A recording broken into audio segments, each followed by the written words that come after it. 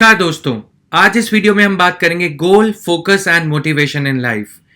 किसी भी गोल को अचीव करने के लिए पहले ये पता होना जरूरी है कि गोल है क्या। बहुत से लोग अपनी सारी लाइफ गोल को डिस्कवर करने में, गोल शिफ्टिंग में लगा देते हैं। कोई गोल चूज किया, कोई टफ गोल, चैलेंजिंग गोल लाइफ में चूज किया, लेकिन उसको अचीव ना कर पाने की वजह से या फोकस ना होने की वजह से वो एक गोल से दूसरे गोल की तरफ भागते रहते हैं। तो आज इसी विषय पे मैं 5 मिनट के लिए यहां पे बात करूंगा। द पॉइंट इज कि having goal and focus in life are two important things to achieve anything worth the grain in life. आप किसी भी महान शख्सियत की बायोग्राफी, ऑटोबायोग्राफी या कुछ भी उनकी जीवनी उठा के देखेंगे तो उनकी लाइफ में एक गोल था। गोल कुछ भी हो सकता है, नेगेटिवली इंड्यूस्ड गोल हो सकता है, नेगेटिव इंसिडेंट्स लाइफ में जब होते हैं उनकी वजह से गोल हो सकता है, या पॉजिटिव इंसिडेंट्स की वजह से हो सकता है। As you can see here, Milkha Singh के लिए कोट एक इंपॉर्टेंट चीज बन गई। एक टाइम पे ये जो गोल था, ये दूध का एक ग्लास था, इसी मूवी को अगर आपने ध्यान से देखा हो।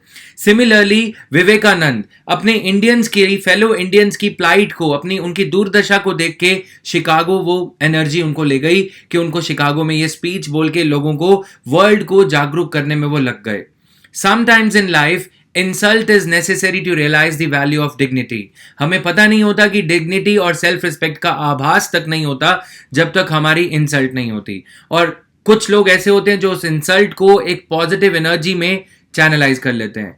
और किसी ना किसी स्टेज ऑफ लाइफ में हम सभी इन चीजों का एहसास करते हैं, आभास करते हैं। चाहे आप किसी भी मूवी में देखोगे, या सूर्यवंशम में, या फिर आप भाग मिल्खा भाग में, किसी भी मूवी में आप देखोगे एक थप्पड़ भी बहुत बड़ा काम कर जाता है। गांधी जी के केस में भी सेम ऐसी ही चीज हुई। उनको चलती ट्रेन रुकवा कर उनको उतार दिया गया था, उनका लगेज एक्सेट्रा सब फेंक दिया गया था, और वो व्यक्ति फिर लग गया कि एक देश को नहीं, दो देश को नहीं, 3, 4, 5 देशों को आजादी दिलवाने में।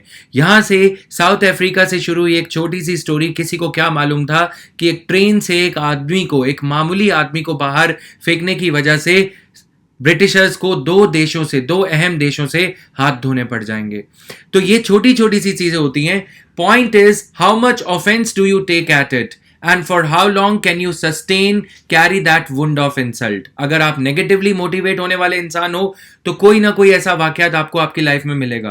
फेलियर भी एक इंसल्ट हो सकती है। और कुछ लोग होते हैं जो पॉजिटिवली मोटिवेटेड होते हैं, जो कि एक बहुत अच्छी बात है। लेकिन कोई भी आपका मोटिवेशन का रीजन रहा हो, can you tow that reason until you achieve your goal और एम?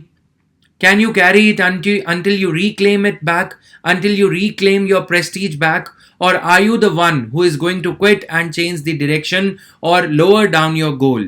कुछ लोग यूपीएससी बहुत जोशो अंदाज से शुरू करते हैं, मोटिवेशंस होती हैं, फिर बीच में लगता है कि क्विट कर देते हैं। सिविल सर्विसेज क्यों करना है? पहले ये लगता है कि देश का भला करना है। नहीं, फिर कुछ लोगों को लगता है कि नहीं, मेरी इंसल्ट हुई थी, मेरे पेरेंट्स की इंसल्ट हुई थी, या मेरे साथ ऐसा हुआ था, या मेरा ब्रेकअप हो गया, या मेरे साथ ये हुआ, अब मुझे ये एग्जाम क्रैक करके अपनी सेल्फ वर्थ प्रूव करनी है। हर साल आप देखेंगे कि बहुत सारे टॉपर्स इसी मोटिवेशन के साथ में निकलते हैं। कुछ लोग देश की भलाई के लिए, और कुछ लोग पढ़ने के लिए, अपने आप को जागरूक करने के लिए। इनिशियल स्टेज में मैं ये कहूंगा कि यूपीएससी जैसे चैलेंजिंग एग्जाम को आप कुछ इस तरह से देखें कि ये एग्जाम आपकी ओवरऑल पर्सनालिटी में इंप्रूवमेंट लेके आता है।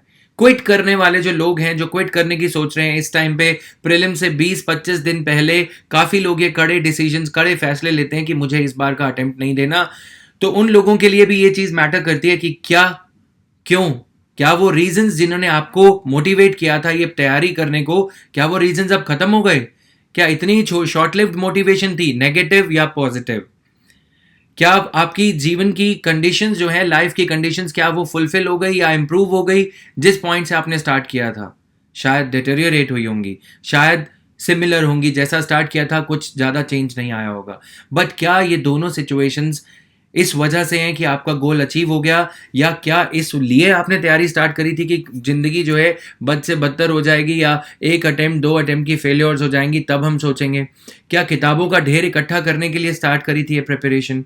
तो क्या है आपका गोल और कैसे उसे अचीव करना है, इसके लिए फोकस लाइफ में बहुत ज़रूरी है। फोकस, हम डिस्ट्रैक्ट हो जाते हैं कि चलो आज कुछ छोटा सा मिल गया, आज कोई छोटा तोहफा हमारे लाइफ में आ गया, तो हम उसके चलते बड़ी चीज़ों को छोड़ने लगते हैं। तो ये चीज़ आपको, जैसे ये फोकस आप देख रहे हो इस इमेज में मिल्खा सिंह का, कि इंडिया दा कोट पाउना ही पाउना है, इंडिया का कोट जो है पहनना ही पहनना है, तब तक सांस नहीं लेंगे।